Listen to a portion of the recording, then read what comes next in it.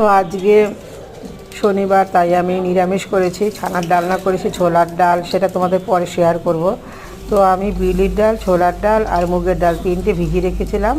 তো তিনটে আমি তিনটে ডাল মিশিয়ে কারি পাতা, কাঁচা লঙ্কা, আদা দিয়ে পেস্ট করে তারপরে আমি বড়াটা করলাম। কিছু শুকনো বড়া রেখেছি। এবার তেলের মধ্যে আমি কালো জিরে আর কাঁচা শুকনো লঙ্কা ছেড়ে সবজিগুলো সব দিয়ে দিলাম। সবজিগুলো যখন হালকা ভাজা ভাজা হয়ে যাবে তখন একটু হলুদ, একটু নুন, একটু মিষ্টি দিয়ে ভালো করে নাড়াচাড়া করে জল দিয়ে দেবো।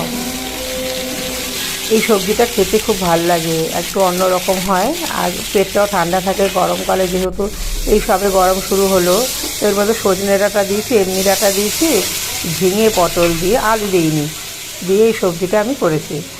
তো যাই হোক, নুন মিষ্টি দিয়ে এবার আমি জল দিয়ে দিলাম। জলটা একটু গরম করে রেখেছিলাম। এবার আমি এর মধ্যে যেই ফুটে উঠবে তখন আমি ডালের বড়াগুলো দেবো, কারি পাতা আর একটু কাঁচা লঙ্কা দিয়ে আমি নামাবো। তো তোমরা কে কে ভালোবাসো এই তরকারিটা খেতে, তো আমাকে জানাবে। আর এই তরকারিটা রান্না করে দেখো, খুব ভালো লাগে। হালকা অল্প তেলের মধ্যে আমি করেছি। এবার ডালের বড়াগুলো আমি ছেড়ে দিলাম, দিয়ে কারি পাতা আর একটু কাঁচা লঙ্কা আর একটু নুন মিষ্টি যদি লাগে তো দেবো, না হলে দরকার নেই। যাই হোক, এটা ছিল আমার আজকে বড়ার ঝোল। এটা তোমরা ট্রাই করে দেখতে পারো, খুব ভালো লাগে। এবার কারি পাতা একটু দেবো, দিয়ে নামাবো। আর আমি কিছু শুকনো বড়াও কিছুটা রেখেছি, বিকেলে দই বড়া বানাবো বলে। আজ ওইদিকে ছানার ডালনাটাও করেছি, সেটা তোমাদের পরে দেখাবো।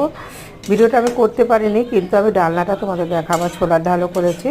তো এটা ছিল আমার আজকে বিউলির ডাল আর মটর ডাল আর ছোলার ডালের, মুগ ডালের বড়া।